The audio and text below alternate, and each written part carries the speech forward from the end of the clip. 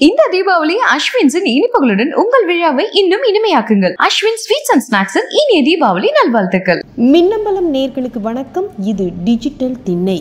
கடந்த நாட்களில் டிஜிட்டல் திண்ணையில் தமிழக அரசியல் களத்தில் நடக்கிறதை பற்றி நம்ம விரிவாக சொல்லியிருந்தோம். அதுதான் தற்போது நடந்து கொண்டிருக்கின்றது. நேற்று டிஜிட்டல் திண்ணை வீடியோவில் கூட அதிமுக தரப்பில் தாவேகாவுடன் கூட்டணி வைப்பது பற்றி என்ன நினைக்கிறாங்க அப்படின்னு நாங்கள் விசாரித்தோம். தேவையில்லாமல் யாரையும் வளர்த்து விட்டால் நாம் நாளைக்கு சங்கடப்படணும் அப்படின்னு சொல்லி ஒரே வார்த்தையில் ஃபுல் ஸ்டாப் வைத்திருக்கிறாராம் எடப்பாடி. விஜய் நம்ம கூட கூட்டணிக்கு வந்தால் நல்லா இருக்கும் அப்படின்னு ஆசைப்பட சீனியர்களிடம்தான் இதை சொல்லி இருக்கிறார் இபிஎஸ். மேலும் நாம தான் ஆட்சி அமைக்க போறோம், நாம ஆட்சி அமைச்சிட்டா விஜயும் ஒரு வழிக்கு வந்துருவாரு. திமுகவிலும் நிறைய பேர் அதிருப்தியில் இருக்கிறாங்க, அவங்களும் அதிமுகவுக்கு வர்றதுக்கு கூட வாய்ப்பு இருக்கு. அப்படி இருக்கும் போது விஜய்க்காக அதிமுக காத்திருக்கிறது என்கிற பிம்பத்தை ஏன் உருவாக்கணும்? அதிமுக உடஞ்சு போச்சு அப்படின்னு சொல்றதெல்லாம் கதை கட்டுற வேலை. முக்குலத்தோர் வாக்குகள் நமக்கு திரும்ப வந்துடும்.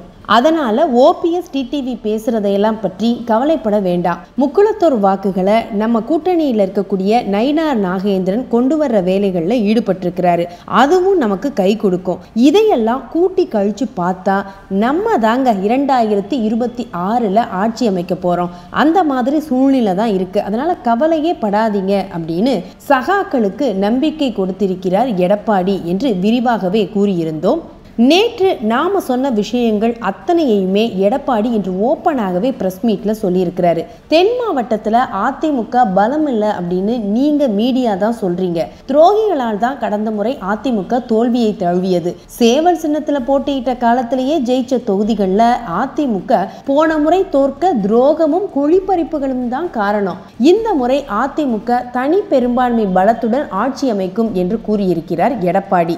அதே போன்று அதிமுக தாவேகா கூட்டணி விஷயத்துக்கும் கராரா முற்றுப்புள்ளி வைத்திருக்கிறார் எடப்பாடி பழனிசாமி. நமது மின்னம்பலம் டிஜிட்டல் திண்ணையில நம்ம ஏற்கனவே கூறியிருந்தோம். தாவேகா அதிமுக பாஜக நகர்வுகள் இதை பற்றி பல முறையும் நம்ம குறிப்பிட்டிருக்கிறோம். அதில் கரூர் சம்பவத்தை தொடர்ந்து விஜயுடன் பேசுவதற்கு அமித்ஷா முயற்சி செய்தார். இதற்காக பிஎல் சந்தோஷ் விஜய் தரப்புடன் பேசி பார்த்தார். ஆனால் அமித்ஷா கிட்ட நான் பேசலைன்னு விஜய் சொல்லிவிட்டார் என பதிவு செய்திருந்தோம். அமித்ஷாவிடமும் விஜயை பேச வைக்க ஜுடிஷியல் கிருஷ்ணமூர்த்தி போன்றவர்கள் விஜய் தரப்புடன் பேசிக்கிட்டே இருக்காங்க எனவும் சொல்லியிருந்தோம். அத்துடன் பாஜகவை கடுமையாக விமர்சித்தும் கூட பாஜகவோட பி டீம்னு தான் முத்திர குத்துறாங்க, நம்மளை விமர்சிக்கிறாங்க. இப்ப பாஜக கூட்டணிக்கே போயிட்டா 10-11 அப்படிங்கிற நிலைக்கு போயிடுவோன்னு விஜய் தயங்குகிறார். அதனாலதான் அமித்ஷா கிட்ட பேசவும் மறுத்து கொண்டே இருக்கிறார் என்கிற தகவலையும் கூறியிருந்தோம். அதே போன்று கரூர் சம்பவத்துக்கு பின்பு ஆதவ் அர்ஜுனாவும் அருண்ராஜும் விஜய்க்கு சொல்லாமலேயே அதிமுகவுடன் பேச்சுவார்த்தைக்கு முயற்சி செய்தனர். இந்த பேச்சுவார்த்தை முயற்சியை எடப்பாடி தரப்பு கொஞ்சம் கூட ரசிக்கவில்லையாம். முதலில் விஜய் என்ன சொல்றாருன்னு பேசி பாருங்க என்று தட்டி கழித்திருக்கிறது எடப்பாடி தரப்பு. மேலும் விஜயால தனித்த கட்சியெல்லாம் நடத்தவே முடியாதுங்க, கடைசி நேரத்துல நம்ம காலில் தான் வந்து விழுவாங்க, கொஞ்சம் வெயிட் பண்ணுங்க என்று எடப்பாடி கூறியதாகவும் நாம் சொல்லி இருந்தோம். தற்போது நாம் கூறிய அனைத்தையும் தாவேகாவும் எடப்பாடியும் அதிகாரப்பூர்வமாக உறுதி செஞ்சிருக்கிறாங்க. அதாவது தாவேகா நிர்மல்குமார் நேற்று பிரஸ் மீட்ல கொள்கை எதிரி பாஜக, அரசியல் எதிரி திமுக, நாங்க எந்த கட்சியோடையும் கூட்டணி பற்றி பேசவில்லை, அந்த நிலைப்பாட்டில் தான் இன்று வரை இருக்கின்றோம் என்று உறுதியாக கூறியிருந்தார். அதே போல எடப்பாடி பழனிசாமியும் தாவேகாவுடன் அதிமுக இதுவரை கூட்டணி பேச்சுவார்த்தை எதுவும் நடத்தலைங்க. அதே மாதிரி தாவேகா அதிமுக கட்சியுடன் கூட்டணி பேச்சுவார்த்தையும் நடத்தல, நீங்களா வெளியிடும் செய்திகளுக்கு நாங்க பொறுப்பு இல்லை எனவும் இன்றைய பிரஸ் மீட்ல திட்டவட்டமாகவே சொல்லியிருக்கிறார்.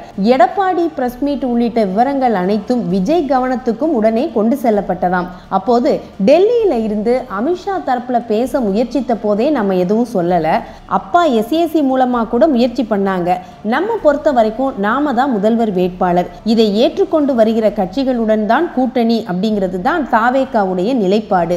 கரூர் சம்பவத்தை சிபிஐ விசாரிக்குது அப்படிங்கிறதுனாலயே நம்ம பயந்துகிட்டு கூட்டணிக்கு போவோம்னு நினைச்சா நாம என்ன பண்றது? நம்ம மேல என்ன தப்பு இருக்கு? நாம ஏன் பயப்படணும்? நம்ம ஏத்துக்கிட்டு வர்ற கட்சிகளோட தான் நம்ம கூட்டணி என்று தமது சகாக்களிடம் மீண்டும் திட்டவட்டமாக சொல்லி இருக்கிறாராம் விஜய். எனவே டிஜிட்டல் திணையில் நம்ம சொல்கிற விஷயங்கள் ஒவ்வொன்றுமே அரசியல் களத்தில் அடுத்தடுத்த நகர்வுகளாக மாற ஆரம்பிக்குது அப்படிங்கிறதும் குறிப்பிடத்தக்கது. சரி, இது ஒரு புறம் இருக்க, அமலாக்கத்துறை தன்னுடைய ஆட்டத்தை ஆரம்பிச்சிடுச்சு.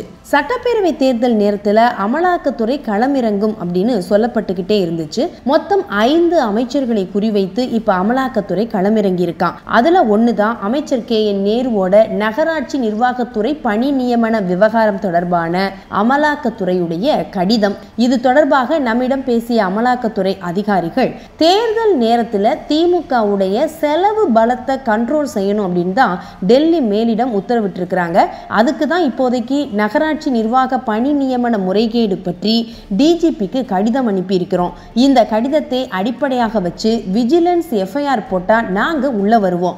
FIR போடாம இருந்தாலும் கோர்ட் மூலமா சில மூவ் நடக்கும். அப்ப FIR போடுவாங்க, நாங்க கையில எடுப்போம் என்று சொன்னதுடன் அடுத்ததாக ஒரு அதிர்ச்சி தகவலையும் ஷேர் பண்ணியிருக்காங்க. அதாவது தமிழகத்துல தேர்தல் வசூல் வேட்டையில ஆளும் தரப்பு படுஜோரா இறங்கி இருக்குன்னு எங்களுக்கு தகவல்கள் வந்துகிட்டே இருக்கு.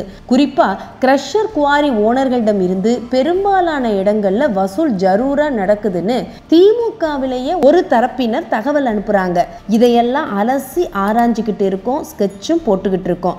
எல்லாம் ஸ்ட்ராங்கா கிடைச்சவுடன் அங்கேயும் ஆட்டத்தை ஜரூரா தொடங்கிடுவோம்ல என்று கூறுகிறது அமலாக்கத்துறை சோர்ஸுகள். இந்த தீபாவளி அஸ்வின்ஸின் இனிப்புகளுடன் உங்கள் விழாவை இன்னும் இனிமையாக்குங்கள். அஸ்வின் ஸ்வீட்ஸ் அண்ட் ஸ்நாக்ஸின் இனிய தீபாவளி நல்வாழ்த்துக்கள். மின்னம்பலம்.com, தமிழின் முதல் மொபைல் பத்திரிகை.